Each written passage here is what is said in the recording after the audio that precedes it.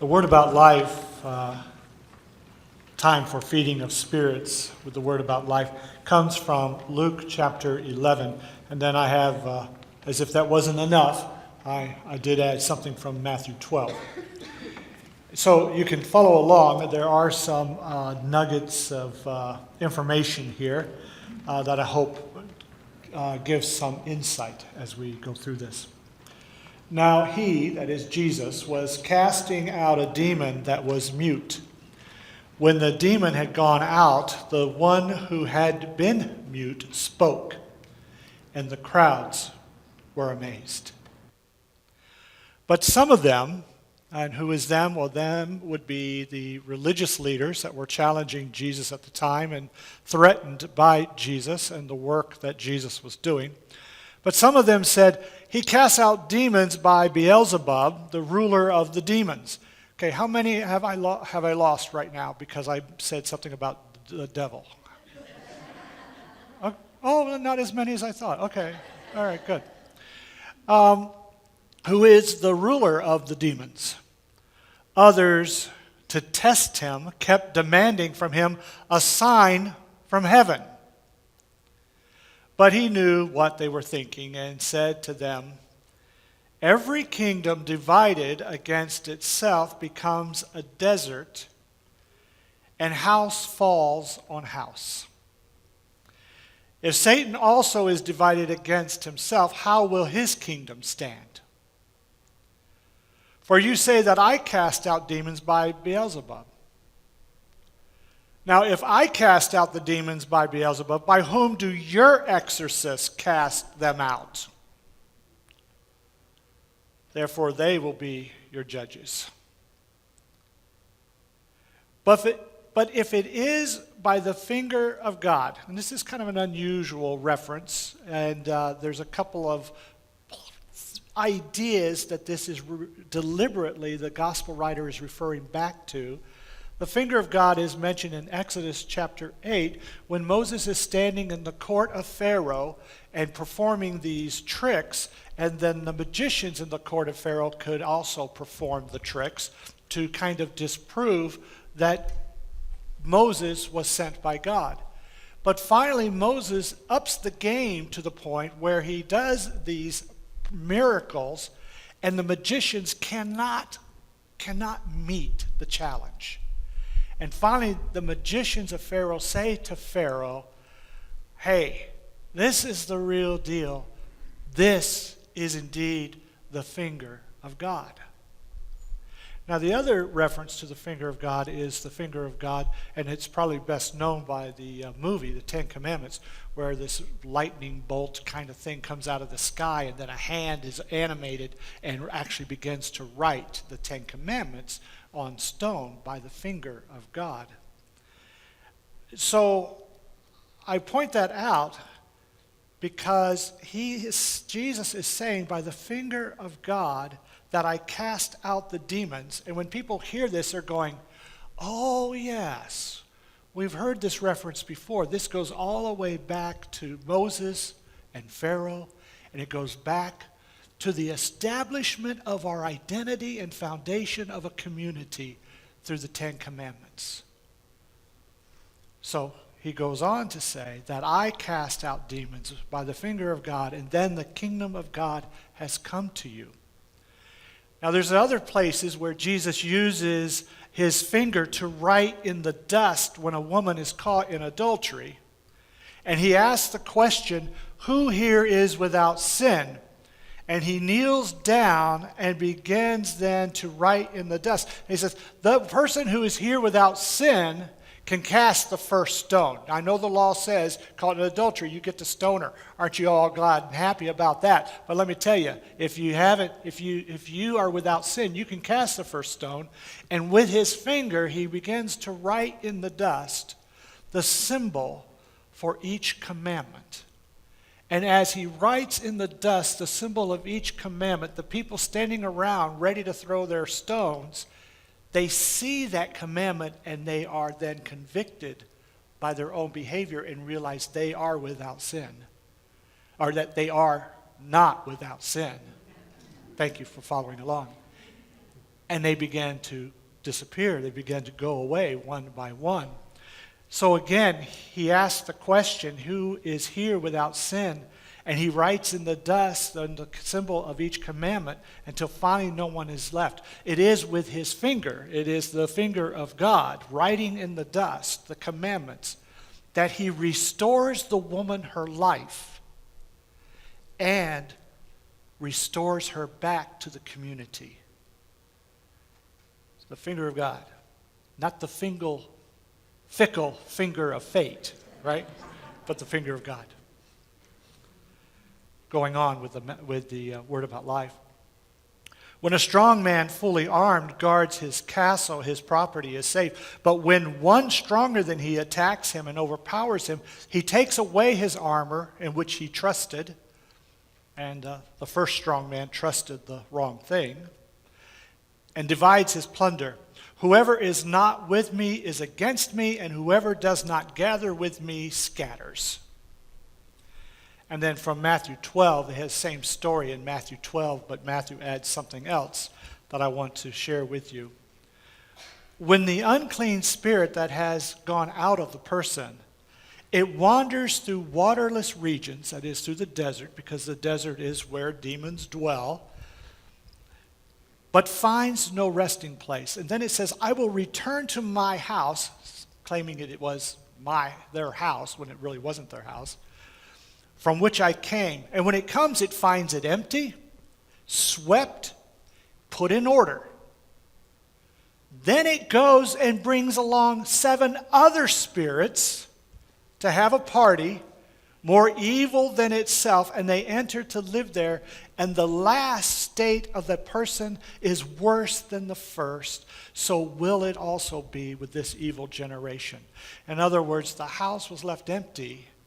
It was not filled, and therefore it got filled in with even more spirits and more evil. Okay?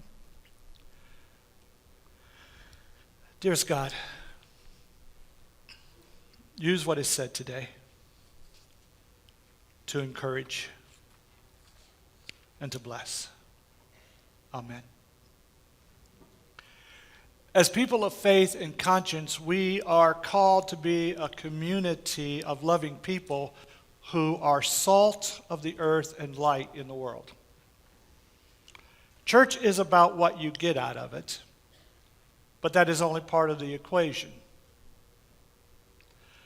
Church is also what you put into it for the sake of serving and loving the world. Focusing only on what you experience or get out of this enterprise cheapens the enterprise and shortchanges the potential that you are promised. Focusing only on what you get out of church and trying to make ourselves into some kind of spiritual candy machine where you put in your penny, flip the switch, the candy drops out. Being some kind of spiritual candy machine is spirituality 101. Growing deeper in love with God, with each other, and God's world is advanced spirituality.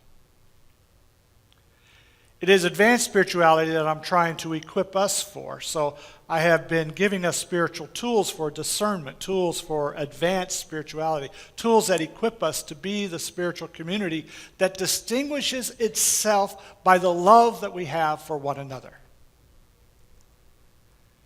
Well, the word about life this morning gives us another tool.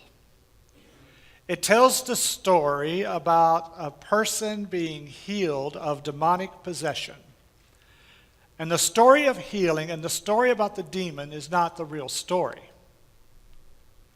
The real story is about authority. How do we make sense of all the negativity in life? And when is being neutral actually contributing to the problem? I refer you back to the word about life from Luke and Matthew. First, the source of Jesus' authority can be discerned by his action to cast out the demon.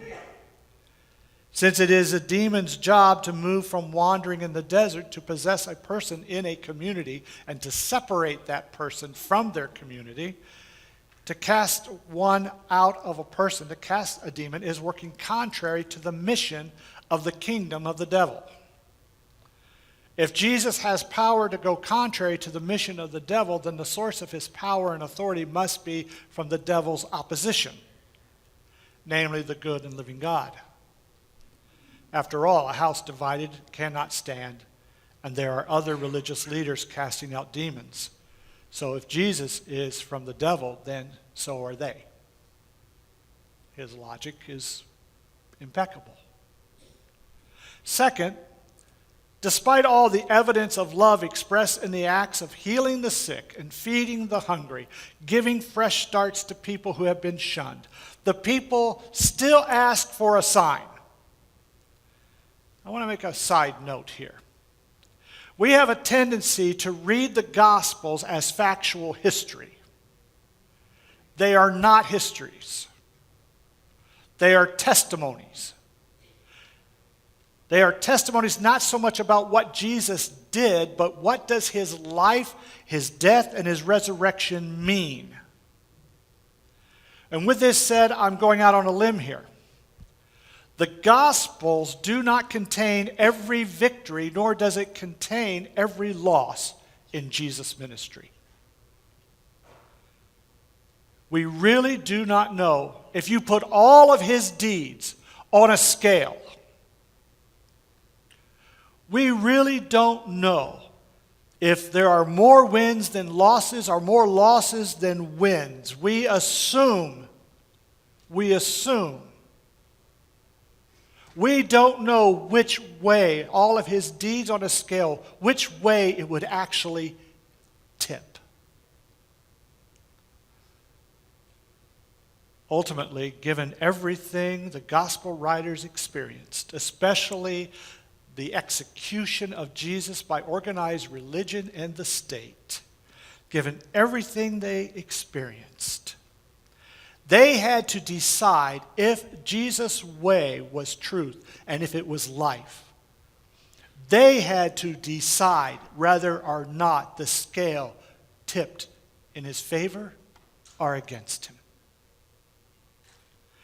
And some did decide one way, and some decided the other. And this is part of what's going on here.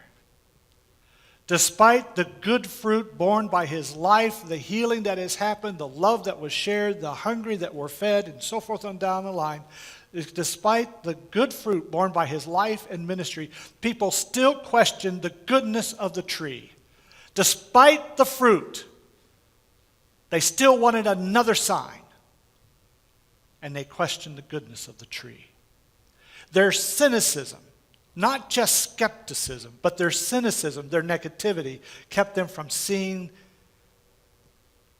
that the Jesus among them was, in fact, in that time, God's newest thrust in the midst of history. And finally, neutrality. Neutrality on the surface seems like a reasonable position. But when it comes to evil that destroys lives, there is no neutral or reasonable position. Neutrality allows for one demon to bring back 7 more and fill the empty space created by neutrality. On the front of the bulletin is another tool for us to grow in our love for each other and in our strength as a community. I call it the Resist and Support Scale. It is a way to name our own positions, declare ourselves, understand the positions of other people, and find some ground by which we may communicate. So take a look. The assumption is that the Spirit is at work on this scale. And you can find yourself on any given issue, you can find yourself in any of these positions: actively resist, passively resist, neutral, passively support, or actively support. This scale comes out of the Handbook of Social Justice Activists, and the idea is not to move a person from one end of the scale to the other. That is, if you're determined to move someone who is actively resistant to what it is you're doing all the way over to being actively supportive, it's probably a losing battle. Okay?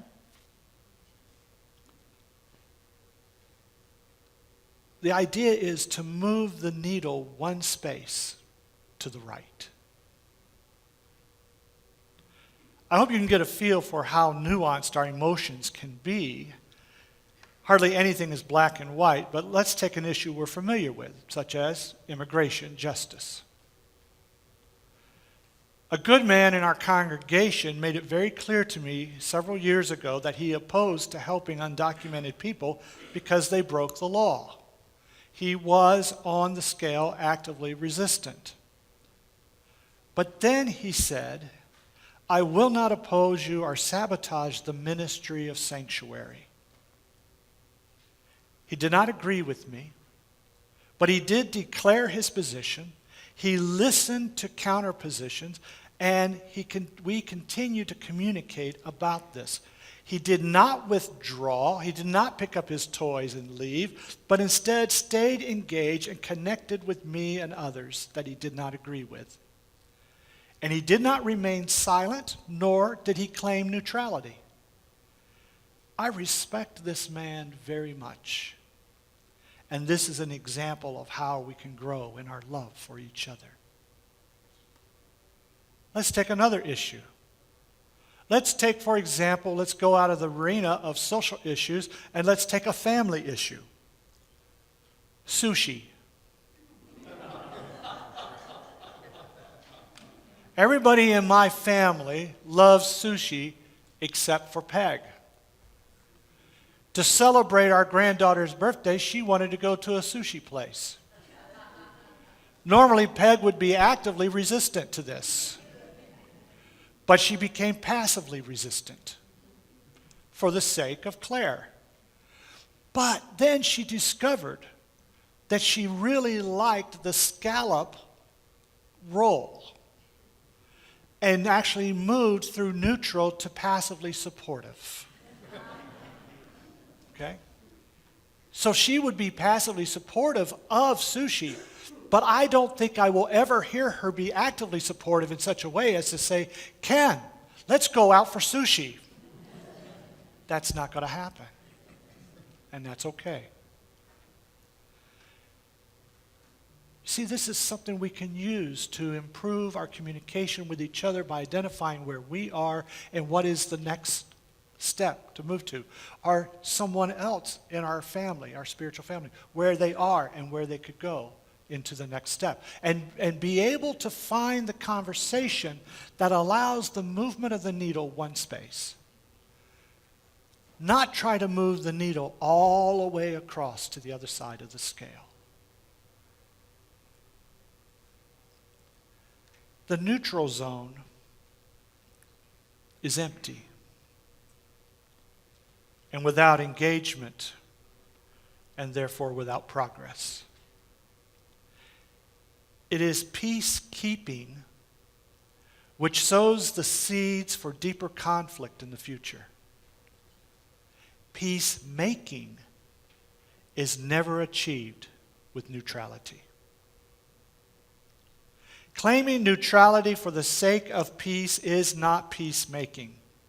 Being silent and remaining neutral so as to not to offend the tiger who threatens to leave needs to be caged by our voices for truth and boundaries set by love that honors everyone's dignity, regardless of their feelings.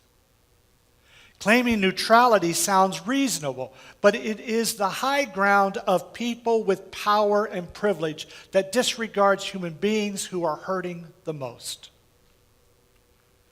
Rabbi Edward Friedman wrote a book of fables with moral lessons at the end, and I recommend it as it will turn many ideas about relationships on their heads.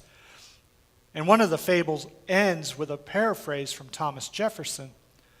Thomas Jefferson said, "The tree of liberty must be refreshed from time to time with the blood of patriots and tyrants. It is natural manure." The moral of Friedman's fable revolving a tiger and a lamb is that, quote, reasonableness is the natural manure for terrorism. Our faith tradition and history proves this over and over again, and yet we do not learn. Nicodemus was a priest of means and privilege, and he came to Jesus in the night, and he said, Jesus, you're a good guy, and what you say is true, but you need to calm down.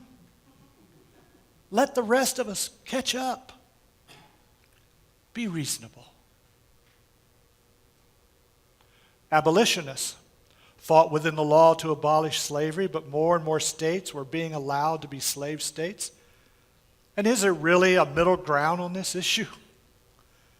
Abolitionists were told, you're morally right and what you say is true, but you need to calm down. Let the rest of the country catch up. Be reasonable. You see, reasonableness is indeed the natural manure of terrorism. Women march for the right to vote. How many husbands privately agreed with their wives that they were just as smart as they were and should be able to vote? But they would say to their wives, you need to calm down. How's that working for you? Let the rest of the country catch up. Be reasonable. Reasonableness is the natural manure of terrorism. During the civil rights movement, white liberals were identified as the people most detrimental to the progress of the movement. It wasn't the KKK, it was white liberals. From their place of privilege and power, the Kennedy brothers told Martin Luther King Jr., you're right. All people are created equal. Slavery was wrong, and the culture of Jim Crow is a cruel extension of persecution, discrimination, and slavery. You're right that the only way to get power and equality is to ensure every citizen's right to vote. But you need to calm down. Let the rest of us catch up. For God's sake, be reasonable. And King's response was a letter from the Birmingham jail that said, you good white liberals, you're the problem. Because reasonableness is the natural manure of terrorism. Don't misunderstand me. I like reason. I like non-anxious presence and leadership, and I like reasonable people. I like the idea of good, reasonable people with differences coming together, working together, resolving issues together so that there's not a win-lose scenario, but a win-win outcome. And I work for this all the time. However, we must be wise as serpents and gentle as doves, and recognize that there are some people, some actions, and some seasons of history where reasonableness is a position which is taken advantage of by bullies, and in some seasons actually empowers the tyrants among us. I want to leave you with one more quote. It is from the gold standard of conservatism, Barry Goldwater. Quote, I would remind you that extremism in the defense of liberty is no vice. And let me remind you also that moderation in the pursuit of justice is no virtue. So friends, talk, pray, use the scale to evaluate what's going on with you and others around you. Be reasonable. That is, until lives and dignity are on the line. A middle ground for separating families? No. A middle ground for caging children? No. A middle ground for starting wars? No. A middle ground for abandoning allies? No. A middle ground to put up with cruelty? We're just going to be this much cruel instead of that much cruel. That's a compromise? No. hunger. Children can go to bed hungry 3 nights of the week instead of 7. Is that a reasonable middle ground? No. No.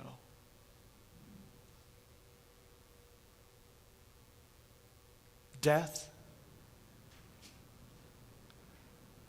Is death a reasonable middle ground? It certainly is a threshold, but not middle ground. It's about as extreme as it gets. And thank God for the companions on that journey. But it's not middle ground. Reason sometimes, you see, it leaves, as Jesus said in the parable, it leaves the house swept. It leaves the house put in order. But it also can leave the house empty for even more evil to grow. Amen.